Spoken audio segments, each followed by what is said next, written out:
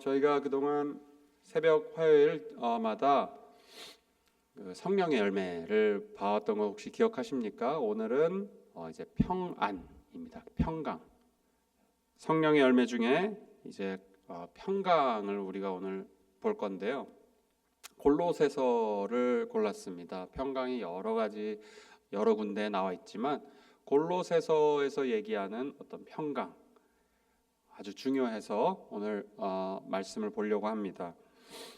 예전에 평화를 주제로 한 어떤 전 세계의 아티스트들을 대상으로 하는 누구든지 참여할 수 있는 그런 미술 대회가 있었어요. 주제는 평화였습니다. 평화.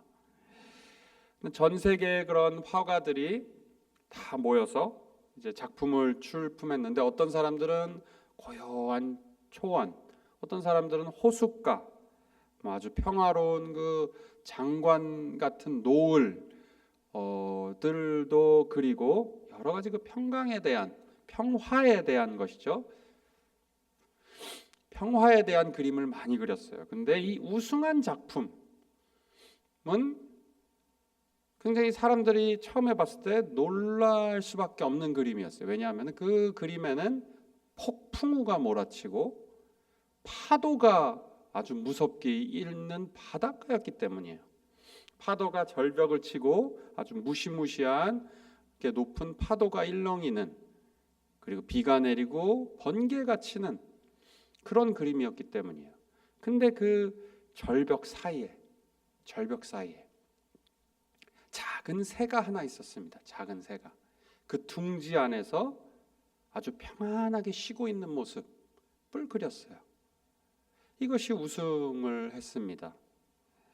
이 그림, 우리 그리스도인들이 누릴 수 있는, 그리스도인들이 에게 주어지는 아주 특별한 평강과도 같습니다.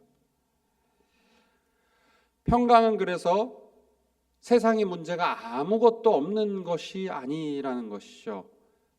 폭풍우가 몰아치는 세상의 문제 가운데서도 안전하게 지켜주시는 하나님을 경험하는 것이에요. 결국은 평강은.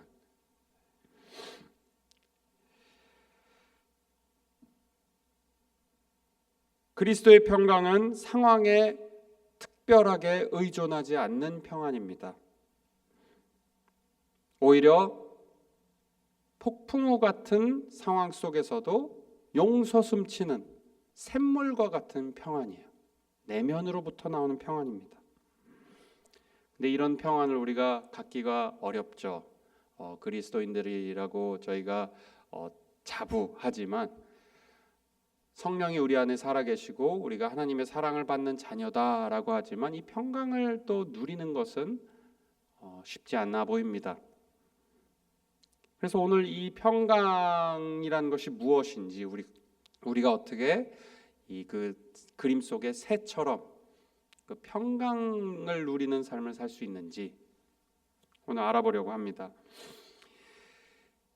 골로새서 3장 오늘 본 본문 중에 15절에 보면요, 그리스도의 평강이 너희 마음을 주장하게 하라 이렇게 돼 있습니다. 주장하게 하라. 너희는 평강을 위하여 한 몸으로 부르심을 받았나니 또한 감사하는 자가 되라 이렇게 돼 있어요. 주장하라. 평강이 너희의 마음을, 그리스도의 평강이 너희의 마음을 주장하게 하라. 이 주장하다라는 뜻을 보면요, 아주 재미있는 뜻이 있습니다. 브라보라는 헬라어인데 심판하다라는 뜻이 있어요. 결정하다라는 뜻이 있습니다. 판정을 내리는 것이죠. 심판관이 되는 것이죠. 그러니까 그리스도의 평안이 너의 심판자, 결정을 내리게 해라라는 것이에요. 그러니까 제가 어릴 때 축구를 굉장히 좋아했습니다. 축구 선수가 되고 싶을 정도로 어릴 때 축구를 좋아하고 축구도 곧 잘 했습니다. 근데 이제 어릴 때 동네 축구 많이 하죠. 동네 축구 할 때 아주 많이 싸웁니다. 그러니까 뭐 치고받고 싸우기보다는 아주 말싸움을 많이 해요. 이게 너가 맞았네, 내가 맞았네, 이게 아웃이네, 아웃이 아니네, 아주 여럿이서 많이 경험을 하셨을 분들도 많이 계셨을 것 같습니다. 근데 이 말다툼, 혼란, 이것이 결국은 심판이 없기 때문이에요. 심판. 그래서 때로는 아예 경기가 끝나버려요. 나 안 해. 그러고 가버리죠. 바로 이 심판, 결정을 해줄 목소리가 없기 때문이에요. 저는 이 사람들이, 우리가 일반적으로 마음속에 심판하는 목소리가 없기 때문이다, 없다라고 말하려는 것이 아닙니다. 사실은 모두가 어떤 심판하는 목소리가 있어요. 나름대로 심판하고 결정하는 목소리가 우리 마음속에 있습니다. 성경에서 알 수 있는 것은 그리스도 없이 살면은 우리의 죄, 그리고 우리의 욕망이 우리의 가장 큰 심판의 목소리가 될 수밖에 없어요. 모든 죄인이 마찬가지입니다. 우리의 자아와 죄, 그리고 욕망이 우리 마음에 판정을 내리게 돼요. 그래서 이 나의 양심, 선한 양심과 그리스도인들에게, 그리고 이 죄악된 욕심, 욕망 사이에 항상 전쟁이 일어납니다. 그렇기 때문에 마음이 전쟁과도 같아요. 전쟁, 폭풍우과도 같아요. 그런데 바울은 말하죠. 그리스도인들에게는 특별함이 있는 것이에요. 특별함이 있는 것은 그 평강의, 그리스도의 목소리, 꼭 평강의 목소리가 있다라는 것이에요. always, 항상 있다. 평강의 목소리가 그리고 심판이 되어야 한다라는 것입니다. 자, 우리가 그러면 잠깐 생각해 볼 수 있겠죠. 평강의 목소리가 있는데도 불구하고 나의 욕망대로 사는 그 목소리가 클 때 일어나는 일이 무엇인지. 자, 이것은 누가 가장 잘 알았냐면요, 역사적으로 어거스틴, 들어보셨을 겁니다. 성 어거스틴이라고 하죠. 이 성 어거스틴이 그 고백록, confessions죠. 그 책에 자신의 그런 간증입니다. 어찌 보면은 자기가 예수님 만나기 전에 어땠고 후에 어땠는지 비교를 하는 아주 꼭 그리스도인으로서 읽어보면 좋은 그런 책입니다. 그 고백록에 어떤 얘기를 했냐면요, 그리스도를 알기 전에 항상 늘 마음이 불안했다라고 고백해요. 쾌락, 명예, 결혼도 여러 번 했죠. 사랑, 이 모든 것을 자기가 원하는 대로, 욕망이 끌리는 대로 내가 추구했지만, 그리고 그것을 쫓아 살았고 그것을 얻었지만 마음의 평강을 누리지 못했다는 것이죠. 그의 심판자는 죄였고, 그리고 그 죄는 늘 그에게 결국은 불리하게 판정을 했어요. 결국 인생이 아주 허무하고 불행하게 느껴졌다는 것이죠. 자기가 실패자 같다라는 것이죠. 결국은 맞습니다. 하나님의 평강이 다스리지 않으면 죄가 우리의 욕망이 다스릴 수밖에 없는데, 다른 옵션은 없습니다. 죄와 욕망이 다스릴 수밖에 없는데, 그 증상은 항상 불안함이에요. 걱정이 많아집니다. 불안함이에요. 작은 것도 불안하죠. 걱정이 많아요. 그리고 5장, 그렇게 살다 보면, 내 욕망에 이끌려서 살다 보면은 어떤 것들이 내 삶에 채워지냐. 제가 읽어드리겠습니다. 5절에 보면은 지체를 죽이라 이렇게 돼 있어요. 그럼 지체를 죽이지 않으니까 이런 말을 하는 것이겠죠. 곧 음란과, 이 마음속에서 일어나는 일이, 내 욕망을 가지고 죄가 나를 심판할 때 일어나는 일들이요. 곧 음란과 부정직함, 정직하지 않게 돼요. 사욕과 욕심이 많아지죠. 악한 정욕, 그리고 자꾸 탐하게 돼요. 탐심. 그리고 곧 이것은 다 우상 숭배다. 우상을 숭배할 수 없게 되는 것이 욕망을 따르면요, 이것들이. 그리고 8절에는 더 가서 분함과 화가 납니다. 화가 잘 나요. 노여움과 악의와 복수하고 싶은 마음도 막 듭니다. 비방하고 싶죠. 내가 righteous한 것 같이 느껴져요. 내가 의로운 것 같이 느껴지고 다른 사람들은 다 부족한 것처럼 보이죠. 교만해져요. 자, 우리가 모두 굳이 더 얘기하지 않아도 우리가 아주 공감이 잘 되는 그런 말들이에요. 우리가 예수님을 만나기 전에 저를 포함해서 살았던 삶을 생각해 보면, 그리고 지금도 우리 모두가 마음속에 스트러글 하는 것들입니다. 이 모든 것들이 남의 얘기가 아니에요. 다른 사람의 얘기, 다른 누군가가 내가 내 인생에서 나를 힘들게 했던, 혹은 내가 생각하는 어떤 사람의 이야기가 아닙니다. 지금 다 우리들의 이야기예요. 우리는 예를 들면 부부관계에 있어서도 어떤 사람이 와서 얘기하죠. 목사님,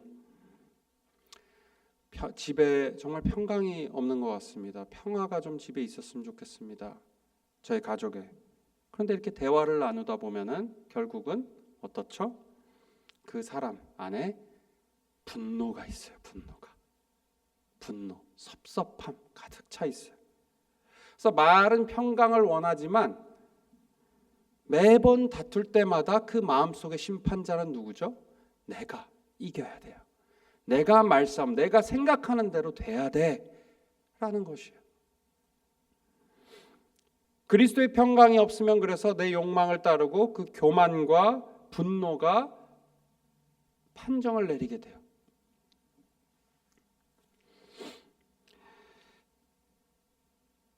그렇다면 우리 깊은 마음속에 이렇게 그리스도의 평강이 없을 때 마음속에서 진짜 일어나는 일은 무엇일까요? 오늘 성경 말씀을 통해서 보면은 하나로 귀결돼요. 결국은 이 모든 내 마음의 그 심판자가 욕망이고 마음에 불안하고 화가 잘 나고 이런 것들이 결국은 한 가지 문제로 귀결될 수밖에 없습니다. 바로 하나님과의 관계예요. 관계의 문제, 하나님과의 관계의 문제에서 시작됩니다. 이 관계의 문제는 내가 교회를 열심히 다닌다, 율법주의죠. 좀 더 깊게 들어가면 우리 마음속에 어떤 율법주의 혹은 신비주의, 하나님이 내 안에서 정말 미라클 같은 거를 보여주셨으면 좋겠다, 그런 것을 찾는 것이죠. 혹은 또 나의 이성을 가지고 이성에 의지하는 것, 이 모든 것들이 사실은 하나님과의 관계와는 다른 것들이에요. 사실 율법주의, 내가 섬기고 하는 것들은 중심적으로 나와 하나님의 관계를 회복시키거나 주님이 그리스도 안에서 우리에게 주시는 평강을 누리게 할 수 없는 것들입니다. 자, 그러면은 우리가 어떻게 이 평강, 마음속에 그리스도의 평강이 주장하게 어떻게 할까요? 어떻게 방법을 알아야 되겠죠. 우리의 마음을 다스리게 하는 방법이라고 설명할 수 있을 것 같습니다. 두 가지입니다. 아주 심플해요, 사실은. 첫 번째는 하나님과의 화평, 그리고 수직적 화평이죠. 그리고 수평적 화평을 누리는 것이요. 우리가 다 아는 얘기입니다. 하지만 다시 한번 우리가 자주 다시 리마인드 돼야 되는 것이겠죠.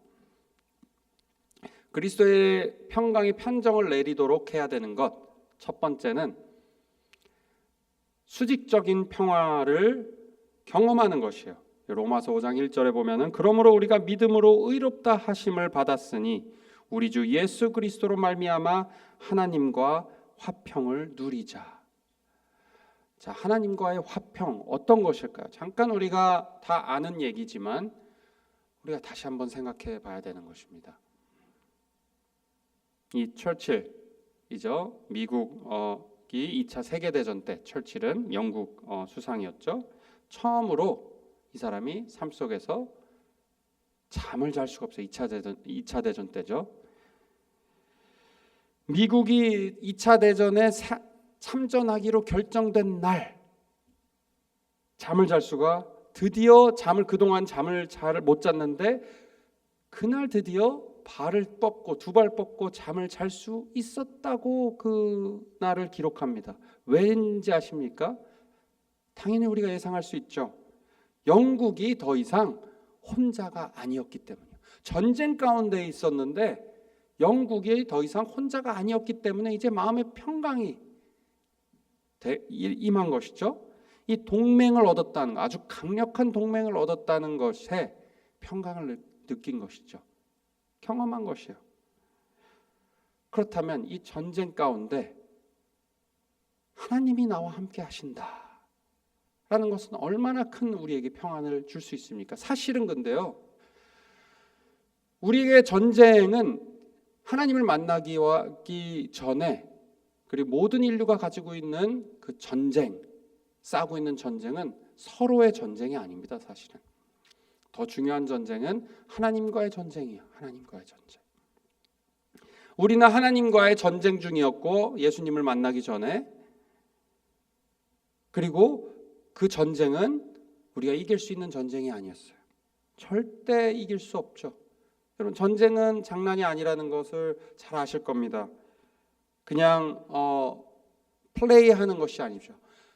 지금도 전쟁이 많이 일어나고 있습니다. 곳곳에서 우크라이나와 러시아, 팔레스타인, 이스라엘. 전쟁은 너를 정말 죽이거나 상대방을, 아니면 내가 죽는 것 둘 중 하나입니다. 전장에서는 운이 좋으면 살아남을 수 있겠죠. 하지만 목적은 결국 그렇습니다. 상대방을 죽이고 아니면은 내가 죽는다. 근데 놀라운 것은 하나님과의 전쟁이 있어서 상대방을 우리는 질 수밖에 없는 전쟁이었고, 당연히 하나님 편에 계셔야 할 그 아들이 우리 편에 넘어오셔서 오히려 적군의 편으로 오셔서 하나님의 원수인 것처럼 그 처벌을 받으셨다는 것이에요. 예수 그리스도가. 그래서 중요한 것은 화해가 이루어졌고, 그렇게 하나님과 우리가 더 이상 혼자가 아니라는 것이에요. 이제 우리가 세상과 싸울 때 우리와 함께 하시는, 더 이상 우리를 혼자 내버려 두지 않으시는 폭풍과 같은 삶 속에서 우리와 함께 하신다는 것이에요. 언제나 우리가 혼자로 내버려 두지 않으신다는 것이죠. 이렇게 화해와 평강, 우리가 누리는 평강은 그리스도의 아주 값진 피값으로 사신 것이고, 그리고 그 화평은 이제 누리는 것이에요. 누리는 것. 그러면 그 화평을 누리라 하셨는데, 이 누리기 위해서는, 오늘 말씀에 중요한 것은, 누리기 위해서는 어떻게 해야 되냐? 위의 것을 우선 찾아야 됩니다. 1절에서부터 4절 설명되어 있죠. 잘 위의 것을 구하라예요. 위의 것을 구하라. 너희의 생명은 이미 하나님 그리스도가 우편에, 하나님 아버지 우편에 앉아 계시는 그리스도 안에 감춰져 있다는 것이, 이게 무슨 말일까요? 너의 킹덤 오브 갓에 내가 죽고 나서의 삶을 더 많이 생각하라는 것이겠죠. 너의 진짜 삶은, 너의 가치는 감춰져 있다는 것이에요. 너가 여기서 누리는 것, 잘 먹고 잘 사는 것도 좋지만 그것이 전부가 아니라는 것이에요. 하나님, 장차올 하나님 나라에 너의 진짜 삶이 숨겨, 네가 아직 보이지 못한 아주 놀라운 보석 같은 삶이,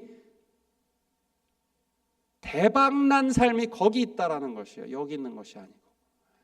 우리는 여기서 대박의 삶을 추구하지만 우리 하나님 말씀을 보면은 너의 생명이 그리스도 안에 감춰져 있다. 그리고 마지막 날에 그 생명이 다 밝히 드러날 것이다 라는 것이, 그것을 기대하라는 것이죠. 지금 위의 것을 생각하라.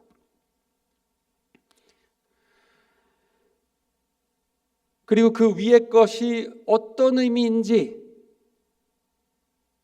우리가 스스로 그냥 생각할 수 없어요. 우리의 마음은 연약하기 때문이죠. 그래서 말씀에 풍성하게 거하라라는 것이 16절에 보면, 풍성하게 말씀에 거하라. 성경은, 말씀은 우리가 이미 가진 평강, 어떤 것이죠? 그리스도의 긍휼함, 사랑, 그 은혜, 이것을 매일매일 우리가 기억나게 해줘요. 마음속에 새기게 해줘요. 우리 말씀이. 그래서 말씀을 읽지 않고서는 우리가 이 그리스도의 평강 누릴 수 없고, 그리고 위의 것을 생각할 수조차 없습니다. 우리의 그 죄성이 그래. 우리는 보이는 것에 어트랙트 될 수밖에 없게 우리의 죄성이 그렇게 이끌어가요. 여전히 죄성이 있죠, 우리에게. 말씀 생활, 기도 생활, 이런 것들이 우리 해야 돼서가 아닙니다, 사실은. 그것을 했을 때 우리에게 주어지시는 것이 우리가 귀찮은데도 불구하고 했을 때보다 그 뒤에 주어지는 것이 너무 크기 때문이에요, 사실. 주님이 주시는 평강이 너무 크기 때문에 하면 할수록 더 하게 되는 것이, 부빈익빈이라는 소리가 있죠. 돈이 많으면 더 많아질 수밖에 없고, 그러니까 부조리이지만 적으면 더 적어지는, 아주 사회 부조리를 표현하는 말이지만 영적으로도 우리가 성경적으로 맞습니다. 더 우리가 찾고 위의 것을 구할수록 더 많은 것을 누릴 수밖에 없어요. 이렇게 우리는 수직적인 평안을 누릴 수 있어요. 간단합니다. 사실은 위의 것을 구하라. 계속해서 나의 장차 오실 하나님 나라의 것을 생각하고, 그리고 말씀이 내 안에 풍성하게 거하게 하라라는 것이죠. 두 번째로는 그러면은 사람들과의 평화예요. 사람들과의 평화. 11절에 보면은 거기에는 헬라인이나 유대인이나 종이나 자유인이나 차별이 없나니 오직 그리스도는 만유시요 만유 안에 계시느니라. 그리스도의 평강은 모든 사람을 다 하나로 묶습니다. 배경 다르고 출신 다르고 혹은 직업이 다르고 생각이 달라도, 가치관이 조금 달라도 결국은 가치관이 점점 비슷해지는 거겠죠. 같은 공동체에서. 그리스도의 평강은 우리가 하나가 되는 것이에요. 비슷하기 때문에 우리가 평강을 누리는 것이 아니라 하나님이 정해주신 다양한 사람들을 하나로 묶으시는 그 그리스도의 평강의 능력을 함께 경험하는 것이라고 말할 수 있겠죠. 단지 그냥 이론이 아니고 그냥 신학적인 어떤 명제가 아닙니다. 실제로 저희가 예전에도 제가 오래전에 예시로 드렸던 것 같습니다. 하버드에서도 오랫동안 80년이 넘도록 사람에 대해서 성인 발달, 유아 발달이 아니라 성인 발달에 대해서 연구를 해왔어요. 거기서 무엇이 정말 사람을 행복하게 하냐, 궁극적으로 어릴 때부터 쭉 한 사람의 일생을, 여러 사람의 일생을 본 것입니다. 보스턴 지역에서. 근데 결국은 그 중에 성공한 사람 혹은 마약에 찌들어 살게 된 사람, 실패한 사람, 여러 사람들이 있겠죠. 어릴 때부터 봐왔던 거죠. 성인이 되기까지, 죽기까지 모으는 거예요. 한 사람의 일생. 아주 재미있는 프로젝트입니다. 지금도 진행 중입니다. 근데 지금까지의 결론은 계속 프루브 되는 것이죠. 명확해지는 것은 결국은 사람을 행복하게 하는 것은 깊은 관계의 행복이에요. 원만한 관계에서로부터 오는 평안함이에요. 관계의 평안함입니다. 과학은 하나님의 어떤 창조 원리를 발견하는 것입니다. 이런 것들이 성경과 위배될 수 없어요. 정말 진실하게 정말 트루스를 찾는다면은 과학자가 분명히 하나님이 심어놓으신 놀라운 창조의 원리를 발견할 수 있는 것이죠. 이것도 그 중에 예입니다. 관계. 왜 관계일까요? 바로 우린 영적인 동물이기 때문에요. 오늘 얘기와 아주 일맥상통합니다. 아무리 부유하고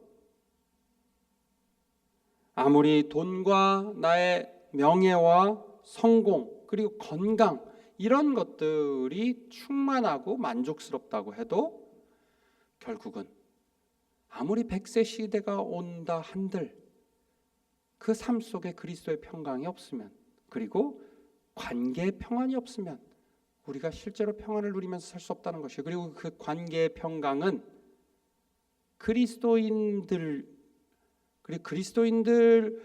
누리는 그 하나님과의 관계의 평안을 누리지 못하는 자들에게는 절대로 주어질 수 없습니다.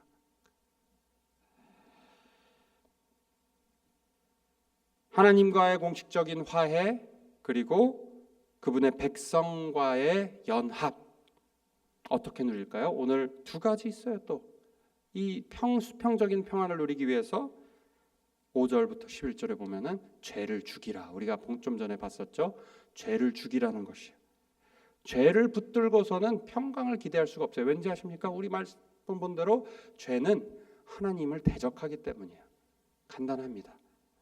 음란, 부정, 사욕, 내 욕심, 탐심 이런 것들, 그리고 분노 이런 것들, 노여움, 이렇게 복수심, 그리고 비방하는 이런 것들은 마음속에 있다면은 평강을 누릴 수가 없어요. 하나님을 대적한다고 돼 있어요.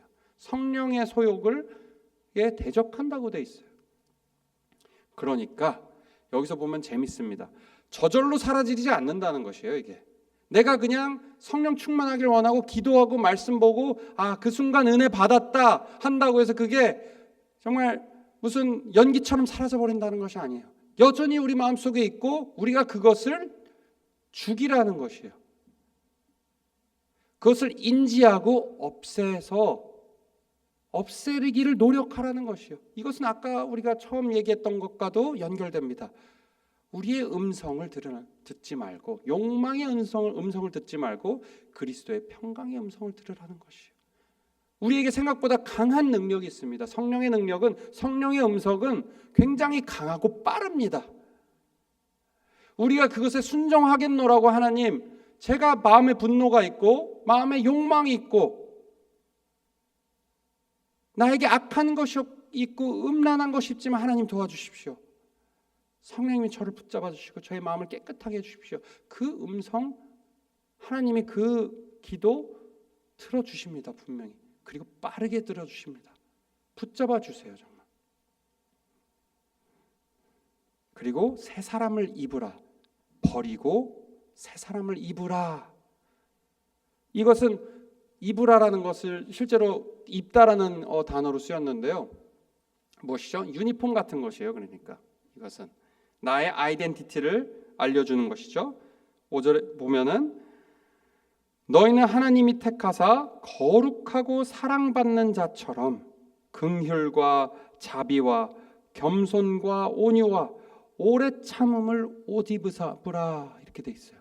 이거 다 관계에서 하는 일입니다. 이것이 하나님에게 필요한 것이 아니에요. 하나님한테는 오히려 이것을 받는 것이겠죠. 이 그리스도의 옷을 입는 것은 서로 입으라는 것이, 같은 것을 입으라는, 같은 유니폼을, 팀에서 같은 유니폼을 입으라는 것이, 그리스도의 유니폼을 입으라는 것이죠. 긍휼해라. 서로 긍휼해라. 다른 사람에게 자비로워라 라는 것이요. 겸손해라. 교만하지 말라는 것이죠. 그리고 온유해라. 온유. 그리고 오래 참아라. 네가 참아라라는 것이요. 그리고 마지막 17절이죠. 모든 일에 감사하라예요. 그리스도의 옷을 입는 것, 감사가 항상 있습니다. 이 감사는 우리 삶에서 어마어마한 능력을 발휘합니다. 이 다른 그리스도인이 아니고서는 하기 힘든 일이에요. 가린 그리스도인들이 아닌 일반 사람도 감사를 하면서 살아갑니다. 하지만 언제 하죠? 일이 잘 됐을 때 감사한다는 표현이 나와요. 내가 대박 내서 성공했을 때 인터뷰를 해보면 너무 감사하죠. 그런 감사만이 아닙니다. 우리가 할 수 있는 감사는 폭풍 가운데서도 감사할 일이 있다는 것이에요. 그리고 감사는 정말 폭발적입니다. 왜 폭발적이죠? 누룩과도 같아요. 누룩이 들어가면 다 퍼지죠. 안 좋게 쓰일 때도 있었지만 좋게 쓰일 때도 있었어요. 예수님께서 좋은 비유를 사용하실 때도 있었죠. 킹덤 오브 갓이 그렇게 됐죠. 하나님 나라는 누룩과도 같다. 이 감사가 그래요. 감사 하나, 처음에는 아무것도 감사할 것이 없어 보여요. 불만이 많을 때요. 내 욕망대로 살아갈 때, 불안할 때 감사할 것이 아무것도 없어 보입니다. 하지만 아주 작은 것부터 감사하기 시작하면, 하나님 제가 오늘 밥을 먹게 해주셔서 감사합니다. 그러면 그 다음 감사할 게 생겨나요. 또 제가 건강할 수 있게, 두 발로 걸을 수 있게 해주셔서 감사합니다. 시작하다 보면 감사할 것들이 갑자기 영적인 눈이 팍 띄어지는 것처럼 감사할 것들이 수없이 나와요. 끊임없이 얘기할 수 있을 정도로 감사가 터져 나올 수밖에 없습니다. 왜냐하면 성령님께서 그걸 해주시기 때문이에요. 우리가 항상 그래서 이 평안을 누릴 때 그리스도를 입고 위의 것을 생각하고 그리스도를 입고 죄악을 버리는 모든 것의 주체는, 그 능력, 그 원동력은 결국 우리 안에 계신 평강의 그리스도의 평강이고 하나님 성령의 평강이에요. 성령의 음성을 들어야 되는 것이에요. 우리가 평강을 얻기 위해서는 결국 우리의 심판자가 계시다는 것, 우리 마음속에 평강의 심판자가 계시다는 것을 우리가 기억하고, 우리의 죄악이, 우리의 욕망이 우리를 다스리는 것이 아니라 항상 우리가 위의 것을 생각하고 말씀을 풍성하게 누림으로써 우리 안에 계시는 성령의 평강의 음성이 더욱더 날마다 커지는, 평강의 음성이 우리의 심령에 울려 퍼지는 삶을 사시기를, 오늘 하루 되시기를, 이번 한 주 되시기를 주의 이름으로 축원합니다. 제가 기도하겠습니다. 하나님 아버지, 오늘 주께서 우리에게 주신 평강의 말씀 감사합니다. 우리가 계속해서 마음속에 죄악된 욕망이 피어오를 때가 있습니다. 우리의 마음대로만 하길 원하는 그런 죄악이 있음을 우리가 고백합니다. 이것이 누군가의 얘기가 아니고 다 우리의 스토리고 우리의 과거의 스토리고 또 지금 현재도 우리가 겪고 있는 어려움들입니다. 하지만 과거와는 다르게 우리에게 놀라운 하나님의 능력의 평강의 목소리가 우리 안에 있으니 우리가 그 음성에 귀 기울이게 하시고 그 음성에 순종하게 하셔서 다른 사람이 줄 수 없는, 다른 세상이 줄 수 없는, 내가 스스로 만들어낼 수 없는 그 놀라운 그리스도의 평강을 하루하루 누릴 수 있게 하여 주시옵소서. 말씀을 읽을 때마다 은혜 주시옵소서. 기도할 때마다 주님의 음성을 들려주시옵소서. 말씀으로 풍성하게 살 수 있는 삶을 허락하셔서 정말 폭풍우 같은 삶 속에서, 걱정할 것이 많고 두려워할 것이 많은 우리의 삶 속에서도 정말 작은 새처럼 평강을 누리는, 놀라운 평강을 누리는 우리 모두 되게 하나님께서 축복하여 주시옵소서. 예수 그리스도의 이름으로 기도드립니다. 아멘.